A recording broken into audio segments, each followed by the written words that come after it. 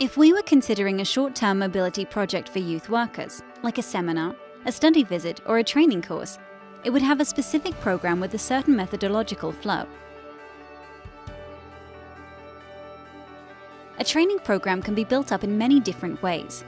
The program can be totally participant-centered and built by the participants once they arrive at the activity, while organizers just provide space, time, educational support, and some structure.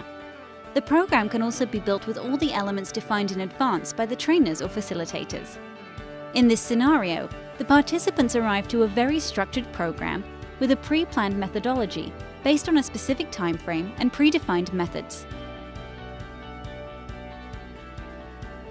There is no predefined standard for how the program of a youth worker's mobility should look in Erasmus+, Youth in Action. Partners of every project agree on their own specific approach, depending on their prior experiences and competences, and the educational objectives of that particular project. The only requirement is that the methodology should be in line with the principles of non-formal education and should match the specific context of youth work and the needs of the participants. However, some phases are common to almost every program, regardless of the objectives and content. Every program needs to work with the resources, dynamics, and development of the group, introduce new knowledge, and create possibilities for new experiences and the transferring of those experiences. Let's visualize it. Welcome. Introduction to the activity. Getting to know each other is useful at the beginning.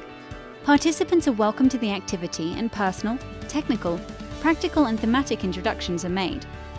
This period overlaps with the group building phase, essential in laying the foundations for integration, trust, and genuine, open participation.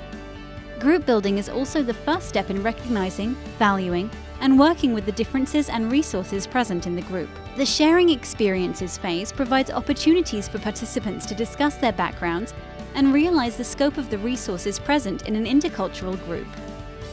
While sharing experiences should be an ongoing part of the program, focusing on it at the beginning follows the principle of working firstly from the individual situations of participants, and then progressing to general insights within the given theme.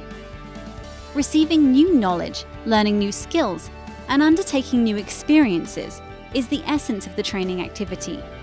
The main part of the activity is built on specific content elements, as well as methods, analysis, and reflection of experiences aimed at involving participants in meaningful learning experiences.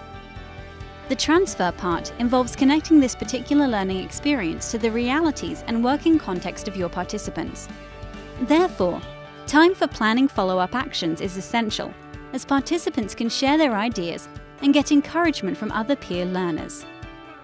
The time for conclusions and closure is dedicated to finalizing what has been done during the activity, drawing conclusions, and producing a final product if that was planned.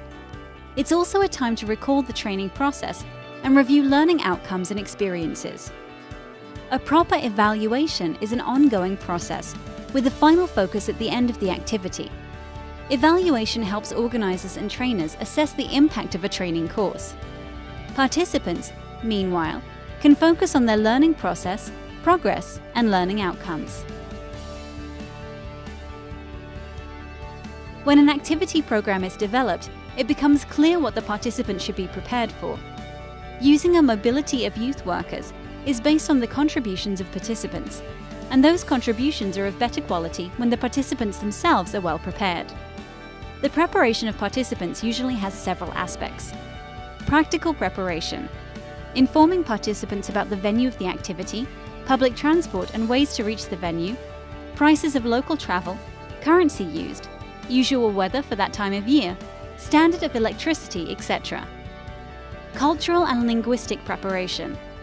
Depending on the experience of the participants, they might need resources or links showing them where they can learn some basic language of the hosting country, and where can they read more about the hosting country and its culture. If youth workers are going to the hosting country for a longer period of time, they might need more intensive cultural preparation, like a short, intensive language course or some intercultural training to teach them how to live in a culturally different environment, how to accept differences, and how to tolerate different cultural norms.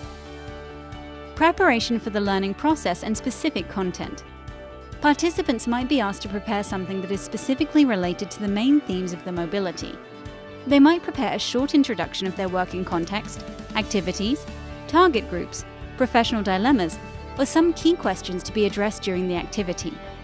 Participants might be asked to think of more specific learning needs or personal learning goals, which could be sent to the facilitator's team or to all groups of participants in advance. In this way, the learning process or thinking about learning starts even before the actual activity gets underway.